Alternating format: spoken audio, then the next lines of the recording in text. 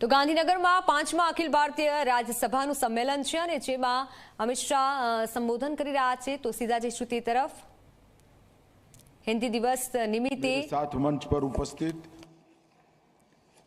गुजरात राज्य के लोकप्रिय मुख्यमंत्री श्रीमान भूपेंद्र भाई पटेल,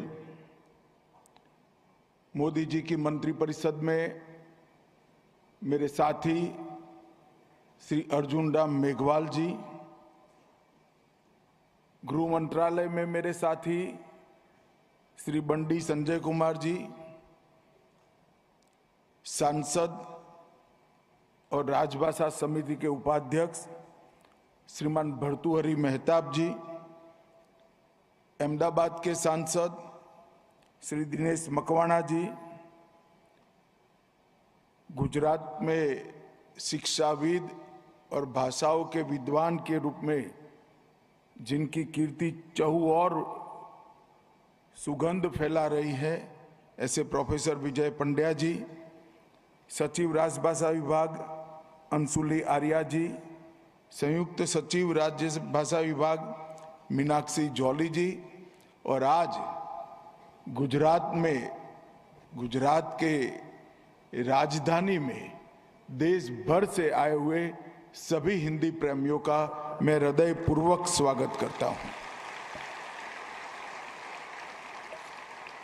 आज मेरे लिए एक विशिष्ट अवसर है क्योंकि आज देश भर से राजभाषा प्रेमी, भारतीय भाषाओं के प्रेमी जहां एकत्रित हुए हैं वो मेरा संसदीय क्षेत्र है। इसलिए मेरे संसदीय क्षेत्र में भी मैं आप सभी का स्वागत करता हूं। पहले समारोह दिल्ली के विज्ञान भवन में हुआ करता था, हमने इसके अंदर थोड़ा परिवर्तन करा और 5 साल से ये समारोह देश के अलग अलग हिस्सों में हो रहा है और इसके कारण राजभाषा और देश की सभी भाषाओं के बीच में संवादिता बढ़ाने का एक बहुत अच्छा मौका हमें मिला है। हैदराबाद में सम्मेलन होता है तब स्वाभाविक रूप से तेलुगु के सभी विद्वान आते हैं और हिंदी के विद्वज्जन और तेलुगु भाषा के जानकारों के बीच में संवाद का सेतु जब निर्मित होता है वो आने वाले कई दिनों तक भारतीय भाषाओं को बड़ा बल देता है, मजबूती देता है।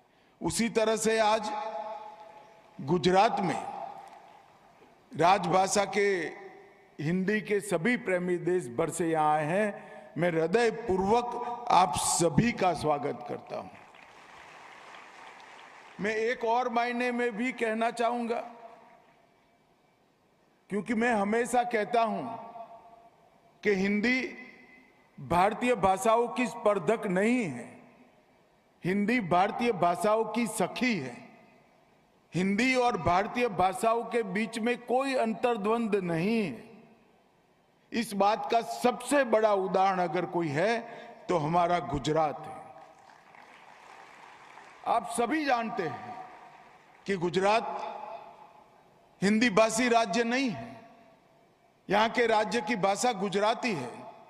मैं भी गुजराती माध्यम में पढ़ा लिखा बड़ा हुआ, मगर गुजरात में शुरुआत से ही दयानंद सरस्वती, महात्मा गांधी, सरदार वल्लभ भाई पटेल, के.एम. मुंशी, कई प्रकार के विद्वज्जनों ने हिंदी को स्वीकारा भी, इसका प्रचार भी किया और गुजरात एक उत्कृष्ट उदाहरण बना गुजराती और हिंदी के सह अस्तित्व से दोनों भाषाओं के विकास का।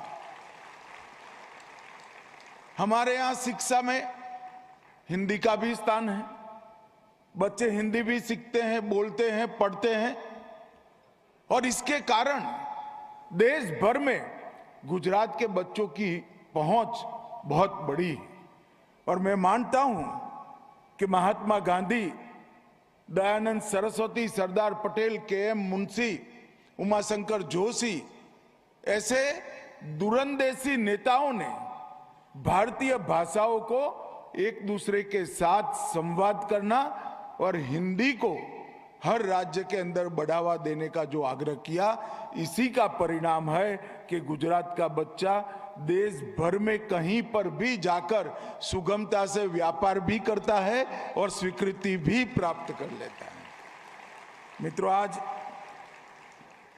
2021 के बाद ये 5वां अखिल भारतीय राजभाषा सम्मेलन दिल्ली के बाहर हो रहा है और हमारा चारों सम्मेलन का अनुभव है कि इससे नई दृष्टि, नई ऊर्जा, नई प्रेरणा भी प्राप्त होती है और कोई न कोई स्थानीय राज्य की भाषा के साथ हिंदी के विद्वानों का संवाद भी होता है। और आज मैं मानता हूं कि ये सम्मेलन भी निश्चित रूप से सार्थक रहेगा। आज यहाँ पर ढेर सारे प्रकाशनों का लोकार्पण किया गया। इस प्रकार के प्रकाशन निश्चित रूप से हमें फायदा देते हैं और इससे हमारा भाषा के प्रति प्रेम और अनेक विधाओं में भाषा के उपयोग को भी एक प्रकार से प्रोत्साहन मिलता है। हिंदी केवल बोलचाल की भाषा नहीं होनी चाहिए। हिंदी सिर्फ प्रशासन की भाषा नहीं होनी चाहिए। हिंदी विज्ञान की भी भाषा होनी चाहिए, हिंदी तकनीक की भी भाषा होनी चाहिए, हिंदी न्याय की भी भाषा होनी चाहिए और हिंदी पुलिस की भी भाषा होनी चाहिए। ये सारा कामकाज जब भारतीय भाषाओं में होता है तो जनता के साथ संपर्क अपने आप बढ़ जाता है। मित्रों, आज यहां मैं 2 चीजों का निश्चित रूप से जिक्र करना चाहूंगा कि आज जो यहां एक सारथी का जिक्र किया गया, ये सारथी क्या है? सारथी एक अनुवाद की प्रणाली है जो हिंदी से भारत की सभी मान्य भाषाओं में सरलता से अनुवाद करने की व्यवस्था है। और मैं आज इस मंच से बहुत गर्व के साथ देश भर की सभी सरकारों को और सभी मुख्यमंत्रियों को कहना चाहता हूं, आप आपकी भाषा में मुझे पत्र दीजिए, आपको आपकी ही भाषा में गृह मंत्रालय जवाब देगा। वो व्यवस्था हम कर चुके हैं। पत्र चाहे तमिल में हो, तेलुगु में हो, मलयाली में हो, बंगाली में हो, पंजाबी में हो, मराठी में हो, उसके अनुवाद की व्यवस्था सारथी ने करी है और जो मैं हिंदी में जवाब करूंगा उसको भी उन्हीं की भाषा में अनुवाद की व्यवस्था होगी। और आने वाले दिनों में इसका इस सॉफ्टवेयर का ट्रेनिंग होने के बाद इसको और समृद्ध हम करते जाएंगे और मुझे विश्वास है आने वाले दिनों में सारथी के माध्यम से हम सबका संपर्क एक ही देश के नागरिकों का स्वभाषा में संपर्क होगा। मित्रों, शिवाजी महाराज ने पूरी लड़ाई जो लड़ी स्वराज की, उस वक्त 3 बिंदु उन्होंने रखे थे: स्वराज, स्वधर्म और स्वभाषा। एक प्रकार से तीनों चीजें एक दूसरे से जुड़ी हुई हैं और एक प्रकार से देश के स्वाभिमान से जुड़ी हुई है। जो देश के अंदर बोलचाल की भाषा खुद की न हो, वो स्वतंत्रता की कामना नहीं कर सकता, वो स्वाभिमान की अनुभूति भी नहीं कर सकता। वो तभी हो सकता है जब हमें हमारी भाषाओं पर गर्व हो। और इसीलिए हमने शब्द सिंधु भी बनाया है। 51,000 शब्दों से शुरू हुआ था, अब ये 7 लाख शब्दों को पार हो गया है। और मैं आपको विश्वास दिलाता हूं 2029 तक ये दुनिया की सभी भाषाओं में हिंदी शब्द सिंधु इस सबसे बड़ा शब्दकोश बन जाएगा। इसमें कोई शंका रखने की जरूरत नहीं। और इस शब्दकोश के माध्यम से हमने हिंदी को लचीली बनाना भी शुरू किया है। हिंदी के कई विद्वानों का आग्रह है कि वही संस्कृत प्रचुर हिंदी रहे, इससे कोई आपत्ति नहीं है। मगर जो खालीपन है, जो जगह है, वो हमें भारतीय भाषाओं से भरनी होगी। तभी हिंदी सभी भारतीय भाषाओं को अपनी लगेगी, सब भारत के सभी लोगों को अपनी लगी। और हिंदी को बोलचाल की भाषा तभी बना सकते हैं जब हिंदी लचीली बने। अगर रेलवे स्टेशन को मैं अग्नि रथ विराम स्थान कहता हूं तो किसी की समझ में नहीं आएगा। कोई बात नहीं भाई, हिंदी का दिल बड़ा है, हमारा दिल भी बड़ा है, भारतीयों का दिल बड़ा है। शब्द सिंधु में रेलवे स्टेशन शब्द को हम स्वीकार कर ले और आगे बढ़ जाए। इस प्रकार के कई परिवर्तन समय के साथ करने पड़ते। समय के साथ जो बदलते नहीं है वो इतिहास बन जाते हैं।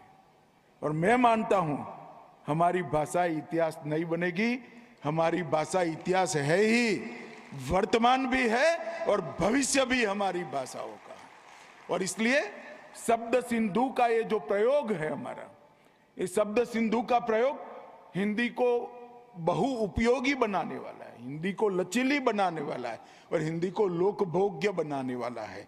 तो ये दो चीजों पर मैं विशेष बल देना चाहता हूं कि सारथी और हिंदी शब्द सिंधु, ये दोनों को सभी देश के सभी भाषा के विद्वान जरा ध्यान से देखें और इसको इसी तरह से देश की सभी भाषाओं के शब्दकोशों को समृद्ध करने का काम होना चाहिए।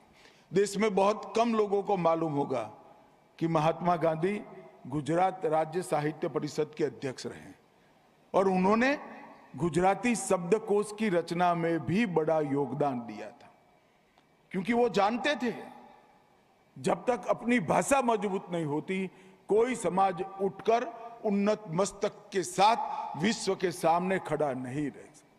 मैं विश्व के कई ऐसे लोगों के मिला हूं जो अंग्रेजी में बात करते हैं हमसे, और जब उनको पूछते हैं कि ठीक है आप अंग्रेजी में बात कर रहे हो मगर आपकी मूल भाषा कौन सी है, तो बहुत कम लोग जवाब दे सकते हैं। और उस वक्त उनकी आंख में मैं एक विषाद की झलक देखता हूं। और मैं चाहता हूं कि भारतीय हमेशा अपनी भाषाओं को बनाए रखें और अपनी भाषाओं को चिरंजीव बनाएं।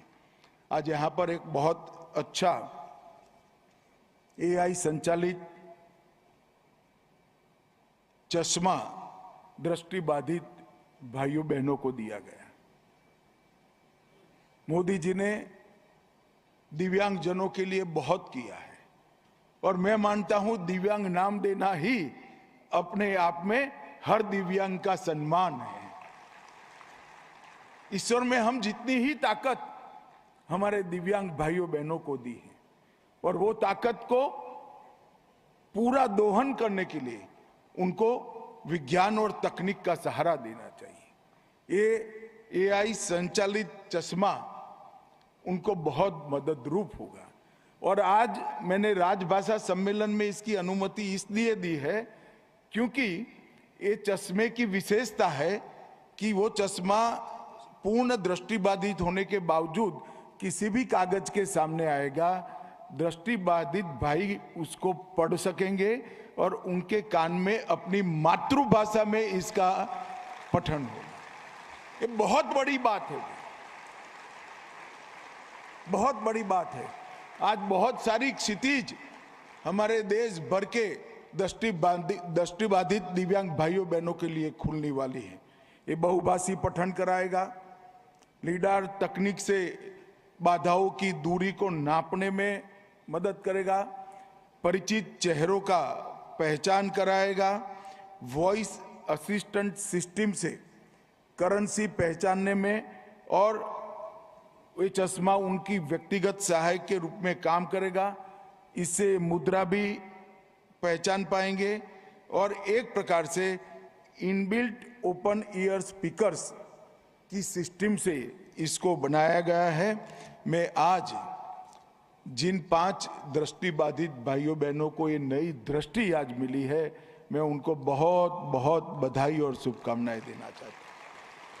और देश भर की स्वयंसेवी संस्थाओं को भी अपील करना चाहता हूं कुछ हजार में जो चश्मा मिलता है, हर दृष्टिबाधित के आंख पर एक चश्मा हो तो वो पढ़ने लिखने में माहिर हो जाए, अपने जीवन को आगे ले जाए। भाइयों बहनों, हिंदी दिवस समारोह आज के दिन ही हिंदी को राजभाषा के रूप में हमारी संविधान सभा ने चुना था। 14 सितंबर 1949 को संविधान सभा द्वारा हिंदी को संघ की राजभाषा के रूप में स्वीकार किया। 7 दशक से अधिक हम यात्रा काट चुके हैं और हमारे अस्तित्व को और पुख्ता और मजबूत हमने बनाया है। मगर मैं निश्चित रूप से कहता हूं कि मोदी जी ने जिस प्रकार से भारतीय भाषाओं को बल दिया है, भारतीय भाषाओं का उज्जवल भविष्य, भारतीय भाषाओं का भविष्य और हमारी राजभाषा हिंदी का भविष्य बहुत उज्जवल है, इसमें किसी ने शंका रखने की जरूरत नहीं है। और आज इस मंच से मैं देश भर के अभिभावकों को भी कहना चाहता हूं कि एक काम देश के भविष्य के लिए जरूर करिए।